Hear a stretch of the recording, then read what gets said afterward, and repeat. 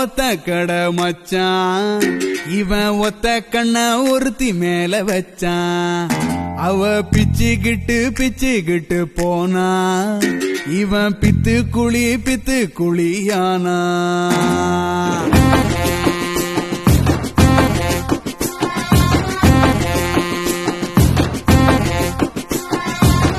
ஜெயிச்சா ஜோடி வரும், தோத்தா தாடி வரும். இதான் மச்சான் லவ், இதில் என்னத்துக்கு டவ்?